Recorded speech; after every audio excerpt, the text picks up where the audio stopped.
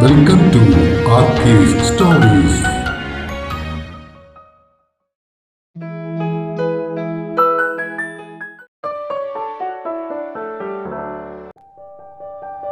പറയാനിനിയും 56. പിന്നീടുള്ള ദിവസങ്ങളിൽ വിഭ കുറെ കൂടി സ്വാതന്ത്ര്യത്തോടെയാണ് സുദേവിനോട് പെരുമാറിയത്. പ്രായവ്യത്യാസത്തിന്റെ കുസൃതികൾ അവൾ കാണിക്കുമ്പോൾ സ്നേഹവും വാത്സല്യവും കൊണ്ടവൻ അവളെ പൊതിഞ്ഞു പിടിച്ചു. ഉള്ളിലെ സ്നേഹവും പ്രണയവും അവളോടവൻ പ്രകടിപ്പിച്ചെങ്കിലും സല്ലാപങ്ങളും പ്രണയചാപല്യങ്ങളും പരിധി വിടാതിരിക്കാൻ അവൻ പ്രത്യേകം ശ്രദ്ധിച്ചിരുന്നു. തൊട്ടടുത്ത ഫ്ലാറ്റിലെ അശ്വതിയുമായും വിഭ കൂടുതൽ അടുത്തു. അവളോട് തങ്ങളെപ്പറ്റിയുള്ള യഥാർത്ഥ കാര്യങ്ങൾ പറഞ്ഞതുകൂടാതെ അടുത്ത മാസം നടക്കാൻ പോകുന്ന വിവാഹത്തിന്റെ കാര്യവും അവൾ അശ്വതിയുമായി പങ്കുവച്ചു. സുദേവിന്റെ കയ്യിലെ പ്ലാസ്റ്റർ വെട്ടിയ ശേഷം കല്യാണത്തിനായുള്ള ഡ്രസ്സുകൾ എടുക്കാൻ പോകാനുള്ള കാത്തിരിപ്പിലായിരുന്നു എല്ലാവരും.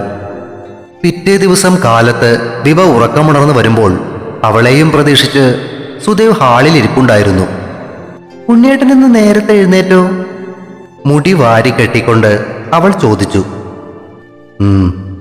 ആ മാധവി അമ്മയുടെ ഫോണുണ്ടായിരുന്നു.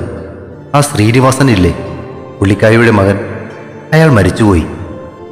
ആണോ? എന്താ പറ്റിയേ? ഹാർട്ട് അറ്റാക്ക് ആണെന്ന് തോന്നുന്നു. നേരം വെളുത്തപ്പോ മരിച്ചു കിടക്കുകയായിരുന്നു. മരിച്ചുപോയ ഒരാളെ പറ്റി മോശം പറയാൻ പാടില്ലെന്നാ, പക്ഷെ നന്നായെന്നേ ഞാൻ പറയൂ. ഇനി ആ അമ്മയ്ക്കും കൊച്ചിനും സമാധാനത്തോടെ ജീവിക്കാമല്ലോ. അതെ, നീ ചെന്ന് റെഡിയായിട്ട് വാ, നമുക്കൊന്ന് അവിടം വരെ പോയിട്ട് വരാം. ഒരു 10 മിനിറ്റ് ഉണ്ണിയേട്ടാ, ഞാൻ വേഗം പോയി റെഡിയായിട്ട് വരാം. അതും പറഞ്ഞവൾ അകത്തേക്ക് നടന്നു. വിഭയുടെ സ്കൂട്ടിയിലാണ് അവർ മരണ വീട്ടിലേക്ക് പോയത്.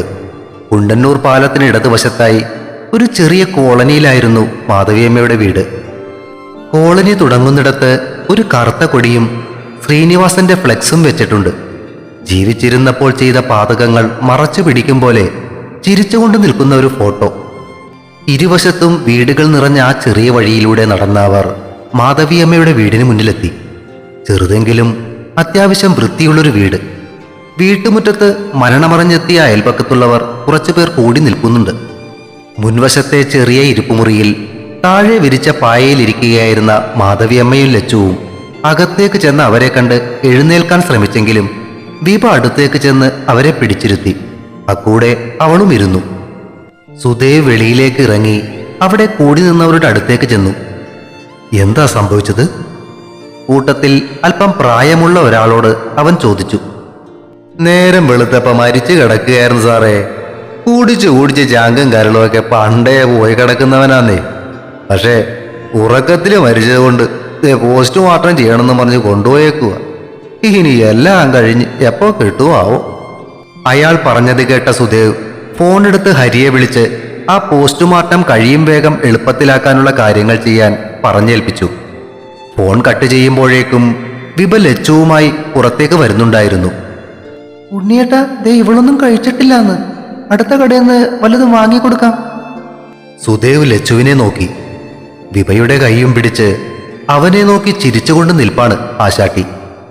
അച്ഛനെന്ന വാക്കിന്റെ അർത്ഥം ദ്രോഹിക്കുന്നയാൾ എന്ന് മാത്രം അറിയാവുന്നൊരു കുഞ്ഞ്. അതുകൊണ്ട് തന്നെ ആ വേർപാടിന്റെ യാതൊരു ദുഃഖവും അവളുടെ ഉള്ളിലോ മുഖത്തോ ഇല്ലായിരുന്നു. അവളുടെ കവളിൽ പിടിച്ചൊന്നു കൊഞ്ചിച്ചിട്ട് സുദേവ് വിഭയുടെ നേരെ തിരിഞ്ഞു. ബോഡി പോസ്റ്റ്മോർട്ടം ചെയ്ത് കിട്ടുമ്പോൾ വൈകും. ഒരു കാര്യം ചെയ്യ്, നീയും ചായ കുടിച്ചിട്ട് ഫ്ലാറ്റിൽ ചെന്ന് റെഡിയായി ക്ലിനിക്കിലേക്ക് പോകാൻ നോക്കിക്കോ.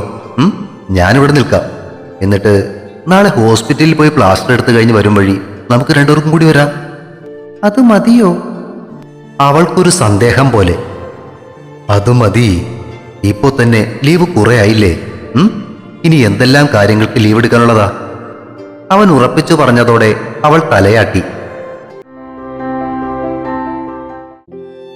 അത് ശരിയാ, എന്നാ ഞാൻ അമ്മയോടൊന്ന് പറഞ്ഞിട്ട് വരാം. അവൻ മൂളിയതോടെ വിഭ അകത്ത് കയറി മാധവിയമ്മയോട് കാര്യം പറഞ്ഞിട്ട് തിരികെ പുറത്തേക്ക് വന്നു. സുദേവ് അവളെയും ലച്ചുവിനെയും കൂട്ടി തൊട്ടടുത്തുള്ള ചായക്കടയിൽ കയറി. ചായ കുടിച്ചു കഴിഞ്ഞ് ക്ലിനിക്കിലേക്ക് പോകാൻ റെഡിയാകുവാനായിട്ട് വിഭ അവരോട് യാത്രയും പറഞ്ഞ് ഫ്ലാറ്റിലേക്ക് തിരികെ പോവുകയും ചെയ്തു. സുദേവ് ലച്ചുവിനെയും കൂട്ടി തിരികെ മാധവിയമ്മയുടെ വീട്ടിലേക്ക് നടന്നു. ലച്ചുമോളെ, ഇനി അങ്കിള് പഠിപ്പിക്കാൻ ചെറുക്കാട്ടോ. ആ. തിരികെ നടക്കും വഴി സുദേവ് പറഞ്ഞത് കേട്ട് അവൾ സന്തോഷത്തോടെ തലയാട്ടി. പോസ്റ്റ്മോർട്ടം കഴിഞ്ഞ് ബോഡി കിട്ടിയപ്പോൾ തന്നെ 11 മണിയായി. പിന്നീട് കർമ്മങ്ങളും ബാക്കി ചടങ്ങുകളും കഴിഞ്ഞ് 4 മണിയോടെ ബോഡി ശ്മശാനത്തിലേക്കെടുത്തു. അവിടെയും വേണ്ട കാര്യങ്ങൾക്കെല്ലാം കാശ് കൊടുത്തതിന് ശേഷം തിരികെ ചെന്ന് മാധവിയമ്മയെ ഒരിക്കൽ കൂടി കണ്ടിട്ടാണ് സുദേവ് ഒന്ന് ഫ്ലാറ്റിലേക്ക് തിരികെ പോയത്. പിറ്റേ ദിവസം വൈകുന്നേരം ഹോസ്പിറ്റലിൽ പോയി കയ്യിലെ പ്ലാസ്റ്റർ വെട്ടിയ ശേഷം വിഭയും സുദേവും കൂടി ഒരിക്കൽ കൂടി മാധവിയമ്മയുടെ വീട്ടിലേക്ക് ചെന്നു. ലച്ചുവിന്റെ ബർത്ത് സർട്ടിഫിക്കറ്റും മറ്റ് ഡീറ്റെയിൽസും വാങ്ങിയതിനൊപ്പം അവളുടെ അമ്മയെക്കുറിച്ചുള്ള കാര്യങ്ങളും സുദേവ് ചോദിച്ചറിഞ്ഞു. അവർ തമ്മിൽ സംസാരിച്ചു കൊണ്ടിരിക്കുന്നതിനിടയിൽ ലച്ചു അവളുടെ അമ്മയുടെ ഒരു ഫോട്ടോയും അവരെ കൊണ്ടുവന്ന് കാണിച്ചു. തൃപ്പൂണിത്തറ NSS ഹയർ സെക്കൻഡറി സ്കൂളിൽ അവളെ ചേർക്കുവാനുള്ള കാര്യങ്ങൾ സംസാരിച്ചതിൻ്റെ കൂടെ മാധവിയമ്മയോട് ലോട്ടറി ടിക്കറ്റ് വിൽപ്പന നിർത്തി അവരുടെ ഫ്ളാറ്റിൽ സഹായത്തിനായി വന്നുകൂടെ എന്നും സുദേവ് അവരോട് ചോദിച്ചു. ഫ്ളാറ്റിൽ ചെയ്യാൻ വലിയ ജോലികളൊന്നുമില്ലെങ്കിലും അവരോട് മാനസികമായ ഒരു അടുപ്പവും സ്നേഹവും ഉണ്ടായിരുന്ന വിഭയുടെ അഭിപ്രായമായിരുന്നു അത്. മകന്റെ ചടങ്ങുകളെല്ലാം കഴിഞ്ഞ ശേഷം ആലോചിച്ചിട്ട് പറയാമെന്നും പറഞ്ഞ് മാധവിയമ്മ അവരെ യാത്രയാക്കി.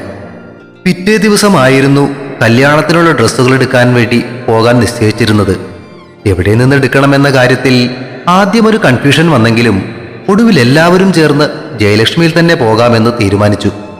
വിഭയോടൊപ്പം രമച്ചിറ്റയും നവോമിയും ആശ്രയയുടെ കൂടെ ഗിരീഷ് കൊച്ചച്ചന്റെ മക്കളായ സന്ധിയും സ്നേഹയും ഉണ്ടായിരുന്നു. സുലോചന മേമയുടെ മകൻ സുധീഷിനൊപ്പമാണ് സന്ധിയും സ്നേഹയും കൊടുങ്ങല്ലൂരിൽ നിന്നും എത്തിച്ചേർന്നത്. രമച്ചിറ്റയെയും നവോമിയെയും ശ്രീഹരി അവന്റെ വണ്ടിയിൽ പിക്ക് ചെയ്തപ്പോൾ ആശ്രയ സുദേവിനും വിഭയ്ക്കുമൊപ്പം അവരുടെ വണ്ടിയിലെത്തി. ഒരു 12 മണിയാകുമ്പോൾ കഴിയുമായിരിക്കും, ഇല്ല ചേട്ടാ? ജയലക്ഷ്മിക്ക് അകത്തേക്ക് കയറി കാഞ്ചീപുരം സാരികളുടെ സെക്ഷനിലേക്ക് നടക്കുന്നതിനിടയിൽ ശ്രീഹരി ചോദിച്ചത് കേട്ട് സുദേവ് അവനെയൊന്ന് അടിമുടി നോക്കി. ഓ, നീ ആദ്യമായിട്ടാണല്ലേ കല്യാണ സാരി എടുക്കാൻ വരുന്നത്? മിക്കവാറും രാത്രി 12 മണിയാകുമ്പോഴേക്കും തീരുമായിരിക്കും. വാ പൊളിച്ചു നിൽക്കുന്നവനെ ഒരിക്കൽ കൂടിയൊന്ന് നോക്കിയിട്ട് സുദേവ് മുന്നോട്ട് നടന്നു. ഓടി സുദേവിനൊപ്പം എത്തിയിട്ട് ഹരി വീണ്ടും പറഞ്ഞു, അയ്യോ ചേട്ടാ, എനിക്ക് 2 മണിക്ക് സ്റ്റേഷൻ വരെ പോകേണ്ട ആവശ്യമുണ്ട്. 2 മണിക്കല്ലേ? ഇതിപ്പോ ശരിയാക്കി തരാം. അതും പറഞ്ഞ് സുദേവ് മുന്നിൽ പോയവർക്ക് പുറകെ ലിഫ്റ്റിന് നേർക്ക് നടന്നു. പണിയാകുന്നു തോന്നല്ല. ഗത്യന്തരമില്ലാതെ പിറുപിറുത്തുകൊണ്ട് ശ്രീഹരി അവർക്ക് പുറകെ നടന്നു. മുകളിൽ ചെന്നതും സാരികളുടെ മേലേക്ക് പെണ്ണുങ്ങളെല്ലാം കൂടി അലച്ചുകെട്ടി വീഴുന്നത് കണ്ടപ്പോൾ തന്നെ ഇന്നത്തെ കാര്യം ഗോപിയായി എന്നത് ഹരിക്ക് മനസ്സിലായി. എങ്കിലും 1 മണിക്കുള്ളിൽ തന്നെ കല്യാണ സാരികളുടെയും ചെറുക്കന്മാർക്കിടാനുള്ള ഡ്രസ്സുകളുടെയും കാര്യത്തിൽ ഒരു തീരുമാനമായിരുന്നു.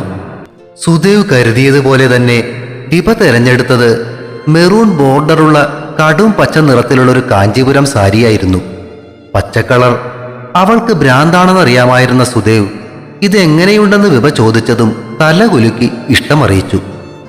അതോടെ അവൾ സന്തോഷത്തോടെ അത് സെലക്ട് ചെയ്ത് മാറ്റിവെച്ചു. ആശ്രയ തിരഞ്ഞെടുത്തത് ഓറഞ്ചും യെല്ലോയും ചേർന്നൊരു സാരിയായിരുന്നു. കണ്ണാടിക്ക് മുന്നിൽ നിർത്തി സെയിൽസ് ഗേൾസ് 2 പേരെയും അത് ഉടുപ്പിച്ചു കാട്ടിയതോടെ എല്ലാവർക്കും തൃപ്തിയായി. സുദേവിനും ഹരിക്കുമുള്ള സിൽക്കിന്റെ ക്രീം കളർ കുർത്തയും കസവിന്റെ മുണ്ടും എടുത്തു കഴിഞ്ഞ് അവർ ഭക്ഷണം കഴിക്കാനായി ഇറങ്ങി. ഉച്ചയ്ക്ക് ശേഷമാണ് അവർ ബാക്കിയുള്ള വസ്ത്രങ്ങൾ എടുത്തത്. വിഭയ്ക്കും ആശ്രയയ്ക്കും റിസപ്ഷന് വേണ്ടിയുള്ള ഫുൾ ലെങ്ത് സ്കേർട്ടിന്റെയും ബ്ലൗസിന്റെയും തുണികളും സുദേവിനും ഹരിക്കും വേണ്ടിയുള്ള കോട്ടിന്റെ ഡ്രസ് മെറ്റീരിയലുകളും എടുത്തതിനൊപ്പം രമച്ചിറ്റയ്ക്കും നവോമിക്കും അനൂപിനും ഷാജിക്കുഞ്ഞച്ചനും കൂടിയുള്ള ഡ്രസ്സുകൾ കൂടി വിഭ എടുത്തു. സുദേവ് അപ്പച്ചിക്കും ശബരിക്കും ശ്രീജയ്ക്കും പിള്ളേർക്കുമുള്ള ഡ്രസ്സുകൾ എടുത്തതിനൊപ്പം നല്ലൊരു ചുരിദാർ സെറ്റ് പാവയ്ക്ക് വേണ്ടിയും എടുത്തു. അവനതെടുത്തു പിടിച്ചപ്പോൾ തന്നെ അത് ആർക്കു വേണ്ടിയാകുമെന്ന് മനസ്സിലാക്കിയ വിഭ അവന്റെ കണ്ണുകൾ നനഞ്ഞത് കണ്ടതും അവന്റെ കയ്യിൽ പിടിച്ച് അവനെ ആശ്വസിപ്പിച്ചു. ആശ്രയ അമ്മയ്ക്കും അച്ഛനും ചേട്ടനുമുള്ള ഡ്രസ്സുകൾ കൂടാതെ സന്ധ്യയ്ക്കും സ്നേഹയ്ക്കും ഇളയമ്മയ്ക്കും മേമയ്ക്കും കൂടിയുള്ള ഡ്രസ്സുകൾ കൂടി എടുത്തു. സെക്കൻഡ് സാരികളും കൂടി എടുത്തു കഴിഞ്ഞപ്പോഴേക്കും സമയം 4 മണി കഴിഞ്ഞിരുന്നു. ഭാഗ്യവാൻ, 4 മണിക്ക് എല്ലാം കഴിഞ്ഞല്ലോ. കാശ് കൊടുക്കാൻ നിൽക്കുന്നതിനിടയിൽ സുദേവ് തന്നെ നോക്കി പറഞ്ഞത് കേട്ട് ഹരി അവനെ ശോകഭാവത്തിൽ ഒന്ന് നോക്കി. കഴിഞ്ഞിട്ടില്ലല്ലോ ചേട്ടാ, ഇനി ഇത് തയ്ക്കാനും കൊടുക്കണ്ടേ? വേണം. അത് നമുക്ക് കലൂര് തന്നെ കൊടുക്കാം. അന്ന് നിശ്ചയത്തിന് വേണ്ടി തയ്പ്പിച്ചില്ലേ ആ കൈറ ബുറ്റിക്ക്, അത് മതി. അവരുടെ സ്റ്റിച്ചിങ് അടിപൊളിയാ. അവിടെ തയ്ക്കാനും കൊടുത്ത് വൈകുന്നേരത്തെ ഭക്ഷണവും കഴിഞ്ഞ് ഒരു 6 മണിയോടെ ഫ്രീ ആകാൻ പറ്റിയേക്കും നിനക്ക്. സുദേവ് പറഞ്ഞത് കേട്ട് ശ്രീഹരി തല ചൊറിഞ്ഞു നിന്നു. ബുധനാഴ്ച കാലത്ത് സുദേവും ഹരിയും കൂടി മാധവിയമ്മയെയും ലച്ചുവിനെയും കൂട്ടി NSS ഹയർ സെക്കൻഡറി സ്കൂളിലെ പ്രിൻസിപ്പാളിനെ കാണാൻ ചെന്നു. SHO ബിനു കൂടി വിളിച്ചു പറഞ്ഞിരുന്നത് കൊണ്ട് കാര്യങ്ങളെല്ലാം അറിയാമായിരുന്ന പ്രിൻസിപ്പൽ വളരെ വേഗം തന്നെ ലച്ചുവിൻ്റെ അഡ്മിഷനുള്ള കാര്യങ്ങളെല്ലാം ശരിയാക്കി കൊടുത്തു. സ്കൂൾ തുടങ്ങിയിട്ട് 2 മാസം മാത്രമേ ആയിട്ടുള്ളൂ എന്നതിനാൽ അഡ്മിഷന് വലിയ പ്രശ്നമൊന്നും ഉണ്ടായിരുന്നില്ല. 1-ാം ക്ലാസ്സിൽ അഡ്മിഷനും ശരിയാക്കി അവൾക്കുള്ള പുസ്തകങ്ങളും വാങ്ങിയിട്ടാണ് അവർ സ്കൂളിൽ നിന്നും തിരികെ പോന്നത്. കാലത്തും വൈകിട്ടും അവളെ സ്കൂളിലേക്ക് കൊണ്ടുപോകാനും കൊണ്ടുവരാനുമായി ഒരു ഓട്ടോക്കാരനെയും സുദേവ് അറേഞ്ച് ചെയ്തു കൊടുത്തു.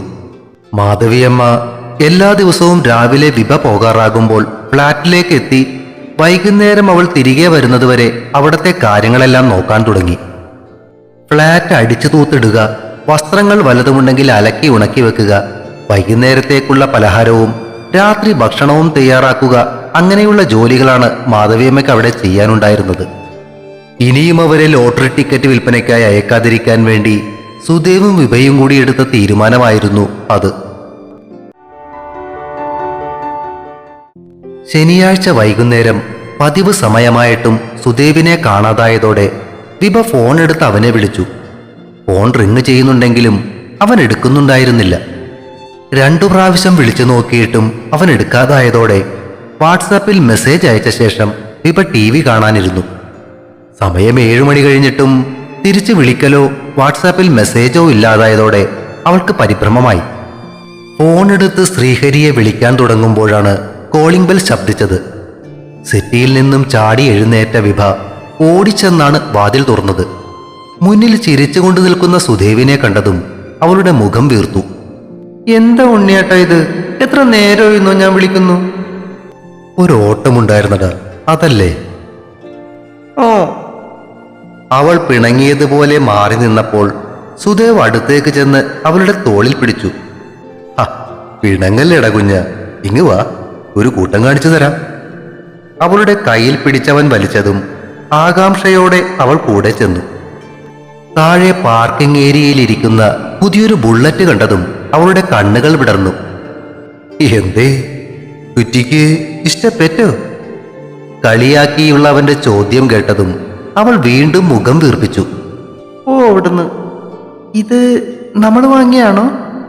അതെ, കുറെ നാളായി വാങ്ങണമെന്ന് വിചാരിക്കുന്നു. പിന്നെ കഴിഞ്ഞ ദിവസം ഹരിയും ആശ്രയും കൂടി ബുള്ളറ്റിൽ നൈറ്റ് ഡ്രൈവിന് പോയ കാര്യം പറഞ്ഞപ്പോൾ ഞാൻ ശ്രദ്ധിച്ചായിരുന്നു ഒരാളുടെ മുഖത്തുള്ള ഒരു ഇച്ഛാഭംഗം. പിന്നെ എനിക്കങ്ങനെയൊന്നുമില്ല. പിന്നെ എന്താന്ന് വെച്ചാല് രാത്രി ഹൈവേ കൂടി പോയതിന്റെ സെൽഫി അവൾ സ്റ്റാറ്റസ് ആയിട്ടത് കണ്ടപ്പോഴും തട്ടുകടയിൽ നിന്ന് കട്ടൻ കാപ്പിയും ഓംലെറ്റും ഒക്കെ കഴിച്ചതും പറഞ്ഞു കേട്ടപ്പോ ഒരു കുഞ്ഞി കുശുമ്പ്, അത്രേ ഉള്ളൂ. ബുള്ളറ്റിൽ തൊട്ടും പിടിച്ചും നോക്കിക്കൊണ്ട് പറയുന്നവളെ സുദേവ് കയ്യും കെട്ടി നോക്കി നിന്നു. എന്നാ നമുക്കും ഇന്നൊരു നൈറ്റ് ഡ്രൈവിന് അങ്ങ് പോയാലോ? അവന്റെ ചോദ്യം കേട്ട് കണ്ണുകൾ മിഴിച്ചുകൊണ്ട് അവൾ തിരിഞ്ഞു നിന്നു. ശരിക്കും? Yes baby, get ready. 5 minutes dear. Step കയറി മുകളിലേക്ക് ഓടുന്നതിനിടയിൽ അവൾ വിളിച്ചു പറഞ്ഞു. പറഞ്ഞതുപോലെ തന്നെ 5 മിനിറ്റിനുള്ളിൽ ഒരു ഡാർക്ക് ബ്ലൂ ജീൻസും പിങ്ക് ടീഷർട്ടും ഇട്ട് വന്ന അവളുടെ കയ്യിലേക്ക് സുദേവ് ഒരു ഹെൽമറ്റും ജാക്കറ്റും എടുത്തു കൊടുത്തു. ഹെൽമറ്റ് വെച്ച ശേഷം ജാക്കറ്റും ധരിച്ച് അവൾ ബുള്ളറ്റിന്റെ പുറകിലേക്ക് കയറി. ഇരുട്ടിനെ കീറിമുറിച്ച് രാത്രിയുടെ തണുപ്പിലൂടെ ഊളിയിട്ട് ബുള്ളറ്റ് മുന്നോട്ടു പായുമ്പോൾ സുദേവിനെ കെട്ടിപ്പിടിച്ച് അവന്റെ തോളിൽ മുഖമവർത്തി സെൽഫി എടുക്കുന്ന തിരക്കിലായിരുന്നു വിഭ. കുറെ ദൂരം പിന്നിട്ടപ്പോൾ വഴിയരികിലെ തട്ടുകടയിലേക്ക് ബുള്ളറ്റ് ഒതുക്കി ഭക്ഷണം കഴിച്ച ശേഷം കട്ടൻ കാപ്പി കുടിക്കുന്നതിനിടയിൽ സൈഡ് സ്റ്റാൻഡിൽ വെച്ചിരുന്ന ബുള്ളറ്റിന്റെ മുകളിലേക്ക് ചാടിക്കയറിയിട്ട് വിഭ ആശ്രയയെ വീഡിയോ കോൾ വിളിച്ചു. എന്തോന്നാടി ഈ സമയത്തൊരു വീഡിയോ കോൾ? കോൾ കണക്റ്റായ ഉടനെ ആശ്രയയുടെ ചോദ്യം അതായിരുന്നു. അപ്പോഴാണവൾ വിഭ ജാക്കറ്റും ഇട്ട് ഒരു ബുള്ളറ്റിന് മുകളിലാണ് ഇരിക്കുന്നത് എന്ന് കണ്ടത്. ഇടിയേട്ടത്തി, നീരെവിടെയാ? അവളുടെ ചോദ്യം കേട്ടതും വിഭ ഉറക്കെ ചിരിച്ചു. എന്തോന്നാടി ഇത്, ഒരു അവലക്ഷണം നിറഞ്ഞ ചിരി. നീ ഇന്ന് മരുന്ന് കഴിച്ചില്ലേ? പൊടി പൊടി, ഞങ്ങളെ പുതിയ ബുള്ളറ്റിൽ ഒന്ന് കറങ്ങാൻ ഇറങ്ങിയതാ മോളെ. സുദേവേട്ടൻ പുതിയ ബുള്ളറ്റ് വാങ്ങിയോ? Yes baby. അവൾ അഭിമാനത്തോടെ തലകുലുക്കുന്നത് നോക്കി സുദേവ് കയ്യിലിരുന്ന ഗ്ലാസിൽ ഒന്ന് മുത്തി. ഇതിപ്പോ രണ്ടും കൂടി എങ്ങോട്ടാ ഈ രാത്രി? ഫോണിൽ നിന്നും ആശ്രയയുടെ ചോദ്യം അവൻ കേട്ടു. നമ്മളിപ്പോ എങ്ങോട്ടാ ഉണ്ണിയേട്ടാ? പുറകെ തന്നെ വിഭയുടെ ചോദ്യവും ഉയർന്നു. മൂന്നാർ. അവൻ അല്പം ശബ്ദമുയർത്തി തന്നെ പറഞ്ഞു. കേട്ടില്ലേടി, മൂന്നാർ. വിഭ സുദേവ് പറഞ്ഞത് ആവർത്തിച്ചു. മൂന്നാറിലേക്കുള്ള വഴിയെ അല്പദൂരം കൂടി പോയിട്ട് തിരികെ പോരും. സുദേവ് ബാക്കി കൂടി പറഞ്ഞത് കേട്ട് വിഭ മിഴിച്ചു നിൽക്കുമ്പോൾ ഫോണിൽ നിന്നും ആശ്രയയുടെ ചിരി കേട്ടു. യോ, ഈ ചെക്കൻ! കയ്യിലിരുന്ന ഗ്ലാസിൽ അവശേഷിച്ചിരുന്ന കാപ്പി അവന് നേരെ വീശി എറിയാൻ പോകും പോലെ കാട്ടിക്കൊണ്ട് വിഭ പല്ല് കടിച്ചു. കുറച്ചു ദൂരം പോയിട്ട് തിരികെ ഫ്ലാറ്റിലേക്ക് പോരും എന്നും വിചാരിച്ച് സുദേവിന്റെ പുറകിൽ അള്ളിപ്പിടിച്ചിരുന്ന് ഉറക്കം തൂങ്ങിയ വിഭ ഇട്ടിരുന്ന ജാക്കറ്റിനെയും കുത്തിത്തുളച്ച് തണുപ്പ് ആക്രമിക്കാൻ തുടങ്ങിയതോടെയാണ് കണ്ണുകൾ മിഴിച്ചത്. ബുള്ളറ്റ് ഹൈ റേഞ്ചിലേക്ക് കയറിയിരിക്കുന്നത് കണ്ട് അവൾ അത്ഭുതത്തോടെ ചുറ്റിനും നോക്കി. തണുത്ത കാറ്റേറ്റ് മരവിക്കാൻ തുടങ്ങിയ കൈകൾ സുദേവിന്റെ ജാക്കറ്റ് അല്പം ഉയർത്തി ഷർട്ടിന്റെ ഉള്ളിലേക്കിട്ട് അവന്റെ നെഞ്ചിലെ ചൂടിലേക്ക് ചേർത്ത് വെച്ചിട്ട് വിഭ മുഖം അവന്റെ മുടിയിലേക്ക് അമർത്തി വെച്ചു. നമ്മൾ ശരിക്കും മൂന്നാറിലേക്ക് പോവാണോ ഉണ്ണേട്ടാ? അവന്റെ കാതോരം മുഖമടുപ്പിച്ചിട്ട് അവൾ ചോദിച്ചു. എതിരെ വീശുന്ന തണുത്ത കാറ്റിൽ അവളുടെ ശബ്ദം വ്യക്തമായിരുന്നില്ലെങ്കിലും ചോദിച്ച കാര്യം ഏകദേശം മനസ്സിലായതും അവൻ തലകുലുക്കി. റോഡിന്റെ വലതുവശത്തായി മുകളിലേക്ക് വളർന്നു നിൽക്കുന്ന മരക്കൂട്ടങ്ങൾക്ക് ആ ഇരുട്ടിൽ വല്ലാത്തൊരു വന്യതയായിരുന്നു. ഇടയ്ക്ക് കാണുന്ന വഴിവിളക്കുകളും ഇരുട്ടിനെ വകഞ്ഞുമാറ്റി മുന്നിലേക്ക് നീളുന്ന ബുള്ളറ്റിന്റെ വെളിച്ചവും വഴിയിൽ തീർക്കുന്ന നിഴൽ നാടകങ്ങൾ ആസ്വദിക്കുന്നതിനൊപ്പം അല്പം പേടിയും തോന്നിയപ്പോൾ അവൾ ഒന്നുകൂടി അവന്റെ ഉടലിലേക്ക് നിരങ്ങിയെടുത്തു. മൂന്നാറിലെ പള്ളിവാസൽ ബൈസൺ വാലി റോഡിലുള്ള ടീ വാലി റിസോർട്ടിന് മുന്നിലാണ് അവരുടെ ആ യാത്ര അവസാനിച്ചത്. അപ്പോഴേക്കും സമയം രാത്രി 11 മണിയോടടുത്തിരുന്നു. ബുള്ളറ്റിൽ നിന്നും ഇറങ്ങി കൈ രണ്ടും പിണച്ചുകെട്ടി നിന്ന് വിറക്കുന്നവളെ കണ്ട് സുദേവ് ബുള്ളറ്റിന് പുറകിൽ വെച്ചിരുന്ന ബാഗിൽ നിന്നും ഒരു മങ്കി ക്യാപ്പ് എടുത്ത് അവളുടെ തലയിലേക്ക് വെച്ചുകൊടുത്തു. ബാഗും എടുത്ത് റിസപ്ഷനിലേക്ക് നടക്കുന്നവന്റെ പുറകെ തണുത്തു വിറച്ചുകൊണ്ട് അവളും നടന്നു. പേര് പറഞ്ഞിട്ട് നേരത്തെ റൂം റിസർവ് ചെയ്തിരുന്നു എന്ന് സുദേവ് റിസപ്ഷനിലിരുന്ന പയ്യനോട് പറഞ്ഞത് കേട്ട് വിഭ വിടർന്ന മിഴികളോടെ അവനെ നോക്കി. അവളുടെ നോട്ടം കണ്ട് അവൻ കണ്ണിറുക്കിക്കാട്ടി ചിരിച്ചു. ഓ, എന്നാലും വല്ലാത്തൊരു സർപ്രൈസ് ആയി പോയി കേട്ടോ ഉണ്ണിയേട്ടാ ഇത്. ആണോ? ഞാൻ തീരെ പ്രതീക്ഷിച്ചില്ല. പക്ഷേ നാളെത്തേക്ക് ഇടാനുള്ള ഡ്രസ്സൊന്നും ഇല്ല കേട്ടോ. ആ ബാഗിനകത്ത് ഒരു ദിവസത്തേക്ക് ഇടാനുള്ള ഡ്രസ്സൊക്കെ എടുത്തു വെച്ചിട്ടുണ്ട്. ആണോ? Good boy. അവൾ അവന്റെ താടിയിൽ വലിച്ചൊന്ന് കൊഞ്ചിച്ചു. റിസപ്ഷനിൽ നിന്നും റിസർവ് ചെയ്തിരിക്കുന്ന കോട്ടേജിലേക്ക് നടക്കുന്നതിനിടയിൽ വിഭ അവന്റെ കൈകളെ ചുറ്റിപ്പിടിച്ച് അവനോട് ചേർന്നു നടന്നു.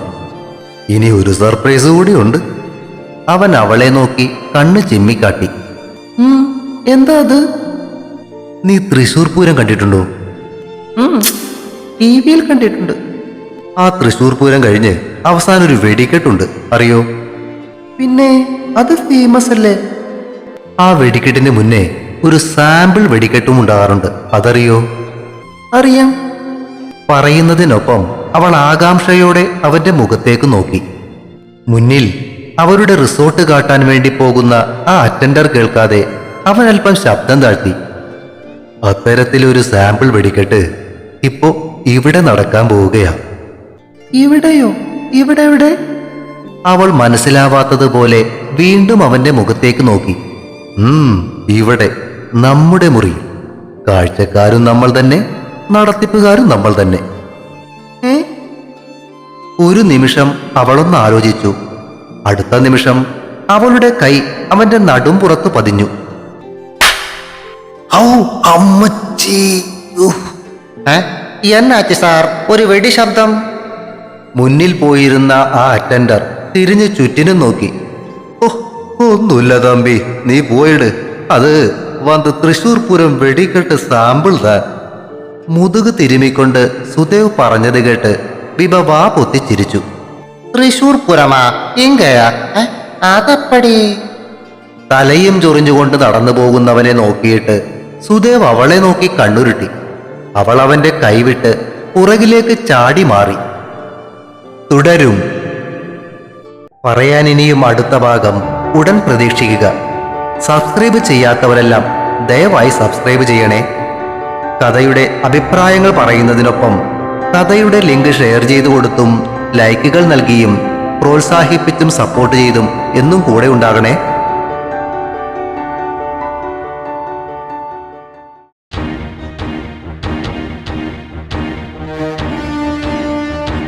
See you soon.